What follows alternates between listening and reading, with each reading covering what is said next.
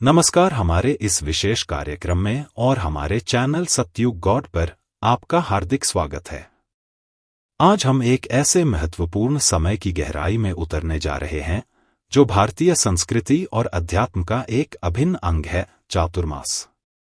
यह केवल 4 महीनों का एक कालखंड नहीं, बल्कि आत्मचिंतन, भक्ति, आत्मानुशासन और आध्यात्मिक उन्नति का एक महापर्व है जिसका महत्व सदियों से चला आ रहा है। आइए इस पवित्र यात्रा की शुरुआत करते हैं। वीडियो को आगे बढ़ाने से पहले मेरा आपसे निवेदन है कि इस वीडियो को लाइक करें और हमारे चैनल को सब्सक्राइब करना न भूलें। चातुर्मास, जैसा कि इसके नाम से ही स्पष्ट है, चतुः का अर्थ है 4 और मास का अर्थ है महीने। ये 4 पवित्र महीने हमारे भारतीय पंचांग के अनुसार आषाढ़ मास की शुक्ल पक्ष की एकादशी से आरंभ होते हैं, जिसे देवशयनी एकादशी के नाम से जाना जाता है। इसी दिन से सृष्टि के पालक भगवान विष्णु क्षीर सागर में अपनी योग निद्रा में लीन हो जाते हैं। यह अवधि कार्तिक मास की शुक्ल पक्ष की एकादशी तक चलती है, जिसे देव उठनी एकादशी या प्रबोधिनी एकादशी कहते हैं, जब भगवान विष्णु अपनी निद्रा से जागृत होते हैं। भौगोलिक रूप से चातुर्मास अक्सर भारत के वर्षा ऋतु यानी मानसून के साथ मेल खाता है। यह वह समय होता है जब प्रकृति अपने चरम पर होती है, हरियाली छा जाती है और वातावरण में एक विशेष शीतलता होती है। धार्मिक मान्यताओं के अनुसार इन 4 महीनों में विवाह, गृह प्रवेश, मुंडन जैसे शुभ कार्य वर्जित माने जाते हैं। इसके पीछे गहरा आध्यात्मिक और व्यावहारिक कारण है। यह समय बाहरी दुनिया की गतिविधियों से हटकर अपने अंदर झांकने, साधना करने, तपस्या करने और ईश्वर से गहन रूप से जुड़ने का होता है। यह एक प्रकार का आध्यात्मिक अवकाश है जहां हम भौतिक सुखों से दूरी बनाकर आत्मिक शांति की तलाश करते हैं। चातुर्मास का सबसे प्रमुख और गहरा पहलू इसका आध्यात्मिक महत्व है। जब भगवान विष्णु योग निद्रा में होते हैं तो माना जाता है कि पृथ्वी पर दैवीय ऊर्जा का प्रवाह एक अलग स्वरूप ले लेता है और साधक इस समय का उपयोग अपनी आध्यात्मिक ऊर्जा को बढ़ाने के लिए करते हैं। इस दौरान कई प्रकार के व्रत और नियम लिए जाते हैं जो सिर्फ धार्मिक अनुष्ठान नहीं, बल्कि आत्मानुशासन के पाठ हैं। आहार संबंधी नियम, यह सबसे प्रचलित अभ्यास है। कई लोग इस दौरान प्याज, लहसुन, बैंगन, पत्तेदार सब्जियां, उड़द दाल, दही और कुछ विशिष्ट अनाजों का सेवन छोड़ देते हैं। इसके पीछे न केवल धार्मिक मान्यता है, बल्कि गहरा वैज्ञानिक और आयुर्वेदिक तर्क भी है, जिस पर हम आगे चर्चा करेंगे। एक समय भोजन, कुछ भक्त पूरे चातुर्मास या सप्ताह के कुछ विशेष दिनों में केवल एक समय ही भोजन ग्रहण करते हैं, जिससे शरीर और मन को हल्का रखने में मदद मिलती है। मौन व्रत, कुछ साधक अपनी वाणी पर नियंत्रण रखने के लिए मौन व्रत का पालन करते हैं। यह उन्हें अनावश्यक बातचीत से बचकर अपनी ऊर्जा को आंतरिक शांति और ध्यान में लगाने में मदद करता है। भूमि शयन, आरामदायक बिस्तर छोड़कर जमीन पर सोना भी तपस्या का एक हिस्सा है जो शरीर को सहिष्णु बनाता है और सादगी को बढ़ावा देता है। ब्रह्मचर्य का पालन, इस दौरान ब्रह्मचर्य का पालन भी आध्यात्मिक ऊर्जा को संचित करने और मन को एकाग्र करने में सहायक होता है। इस काल में नियमित ध्यान, मंत्र जाप, भजन कीर्तन और पवित्र शास्त्रों का अध्ययन विशेष रूप से फलदायी माना जाता है। भक्त प्रतिदिन श्रीमद् भगवद गीता, रामायण, भागवत पुराण, शिव पुराण जैसे ग्रंथों का पाठ करते हैं। सुबह शाम मंदिरों में या घरों में विशेष आरती और सत्संग का आयोजन होता है, जहां भक्त एक साथ आकर ईश्वर का गुणगान करते हैं और आध्यात्मिक प्रवचनों को सुनते हैं।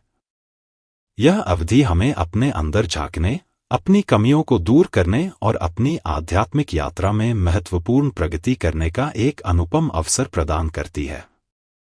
यह हमें सिखाती है कि कैसे हम बाहरी आकर्षणों से दूरी बनाकर आत्म साक्षात्कार की दिशा में आगे बढ़ सकते हैं। चातुर्मास केवल तपस्या और वैराग्य का समय नहीं है, बल्कि यह कई बड़े, रंगीन और महत्वपूर्ण त्योहारों का संगम भी है जो हमारे सांस्कृतिक जीवन का अभिन्न अंग हैं और समाज में नई ऊर्जा का संचार करते हैं। आइए इन प्रमुख त्योहारों पर एक नजर डालते हैं। श्रावण मास, चातुर्मास की शुरुआत के बाद पहला महीना श्रावण आता है, जो भगवान शिव को समर्पित है। सावन के सोमवारों का विशेष महत्व है, जब भक्त शिव मंदिरों में जल, बेलपत्र और धतूरा चढ़ाकर भगवान शिव का अभिषेक करते हैं। कई भक्त इस दौरान कांवड़ यात्रा पर भी निकलते हैं, जो भक्ति और तपस्या का अद्भुत संगम है। रक्षाबंधन, यह भाई बहन के प्रेम का पवित्र त्योहार भी इसी अवधि में आता है, जो रिश्तों के महत्व को दर्शाता है। जन्माष्टमी, चातुर्मास के दौरान ही भगवान विष्णु के अवतार, लीलाधारी भगवान श्री कृष्ण का जन्मोत्सव पूरे भारत में बड़े उत्साह और धूमधाम से मनाया जाता है। गणेश चतुर्थी, बुद्धि और शुभता के देवता भगवान गणेश का आगमन होता है और महाराष्ट्र सहित पूरे देश में भव्य पंडालों में उनकी स्थापना की जाती है और यह उत्सव कई दिनों तक चलता है। नवरात्रि और दशहरा, शक्ति की देवी मां दुर्गा की उपासना के 9 पवित्र दिन नवरात्रि और उसके बाद बुराई पर अच्छाई की विजय का प्रतीक दशहरा भी चातुर्मास में ही आते हैं। यह त्योहार हमें नकारात्मक शक्तियों पर विजय प्राप्त करने की प्रेरणा देता है। दीपावली और अंत में चातुर्मास का समापन रोशनी के भव्य पर्व दीपावली से होता है। यह पर्व भगवान राम के अयोध्या वापसी और भगवान विष्णु के अपनी योग निद्रा से जागृत होने का प्रतीक है। यह अंधकार पर प्रकाश की विजय, असत्य पर सत्य की विजय और अज्ञान पर ज्ञान की विजय का उत्सव है। ये सभी त्योहार हमें अपनी समृद्ध परंपराओं और पौराणिक कथाओं से जोड़ते हैं।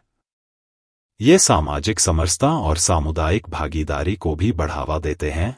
भले ही चातुर्मास के दौरान बड़े सामाजिक समारोह थोड़े कम होते हों, लेकिन इन त्योहारों का उत्साह कम नहीं होता।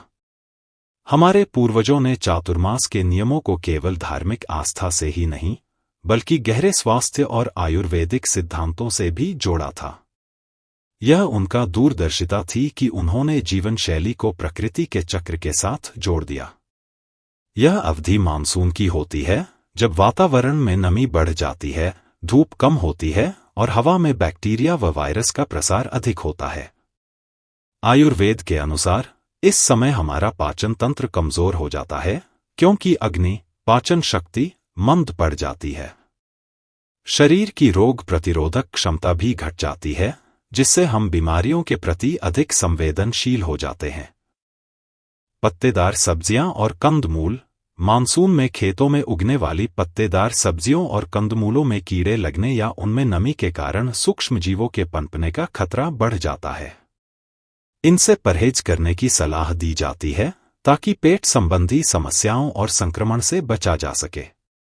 दही और भारी भोजन, दही जैसे ठंडे और भारी खाद्य पदार्थ, साथ ही तेल में तले हुए या मसालेदार भोजन इस मौसम में कफ और वात बढ़ा सकते हैं, जिससे पाचन संबंधी विकार और जोड़ों का दर्द बढ़ सकता है।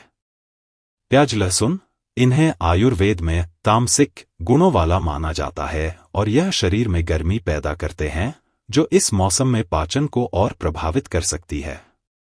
इन आहार नियमों का पालन करने से शरीर शुद्ध होता है, पाचन तंत्र दुरुस्त रहता है और बीमारियों से बचाव होता है।